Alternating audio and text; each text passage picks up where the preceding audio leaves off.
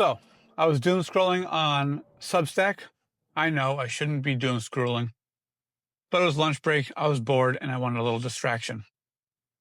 But I'm glad I did, because I came across a quote that I really enjoyed. It provoked some thought. And the quote was, "Loneliness is the poverty of self. Solitude is the richness of self." And after reading the quote and meditating on the quote and journaling about it, I did some research. It's by a poet named May Sarton. That's her name. From the late 70s, she wrote a book called The Journal of the Solitude. And after doing my research, I think I'm going to have to read this book because it seems interesting and it's something I've been reading a lot about anyway. Loneliness epidemic is something I've been reading about a lot as of late. Mainly, I was studying the male loneliness epidemic, but as I read further into the subject, I realized that the loneliness epidemic is much further reaching than just men. Maybe the men are getting the buzz online, but millennials report feeling more lonely than any other generation. During the pandemic is when things really went downhill and the studies started coming out of the woodwork on this. Third places disappeared. They were all shut down. You lost places like cafes, parks, bookstores, libraries, all these informal places where connection can naturally happen. Having someone sit across from you, where you can joke around, have those awkward pauses and those silences. The digital world tried to emulate them, but they were a poor substitute. Sure, you had Discord and chats and forums, social media, emails, text messages, phone calls, and video chats. And while the last two, phone calls and video chats, I believe are fairly good supplemental connection points, I don't believe they're a good replacement. Even though you're having conversation, it's still isolation. Presence is not the same as connection. The distinction between loneliness and solitude, it's an important distinction.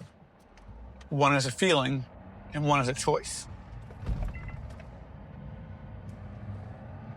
The way I interpreted this quote is, loneliness is a feeling. It's avoiding the self through distractions and consumption, like sex, alcohol, drugs, entertainment, information overload, and getting lost in a crowd. You know, when you go to a busy cafe, bookstore, or mall, club, the background music, the thrum of people speaking in groups, all mixes together and it creates a buzz that drowns out you. It drowns out your thoughts, your feelings. Lonely people really do not like sitting with themselves, their own thoughts, their negative emotions, to disconnect from self and others. As a lonely person, you can sit in a room full of people you know or people that are strangers and still feel alone. Solitude is a choice. It's a form of intimacy. It's sitting with your thoughts, carving out time for stillness, connecting with yourself by being alone. No background noise.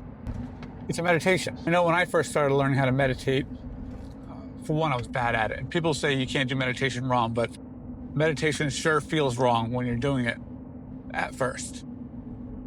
I had to sit with my own discomfort, the physical time distortion. You know, that feeling when you sit down and meditate and you think you've been there for 15, 20 minutes, you look down at your timer, you've only been there for 2 or 3 minutes. And the inevitable bubbling up of negative emotions and feelings. But the worst part of meditating for me back then was the boredom. I'm a boring person. My thoughts were boring. And we live in a culture that is terrified of boredom. We mentally check out at the checkout line when we're shopping. We're always grabbing for distractions. Magazines that are sitting on the aisle next to us, our cell phones in our pockets, doom scrolling on Twitter and Instagram, Facebook, YouTube, you name it. We're doing anything but sitting with ourselves. Anything but standing there and observing our surroundings. For one, it's necessary for creativity and reflection. If you're not going to allow yourself to be bored, you won't have the chance to reflect or be creative.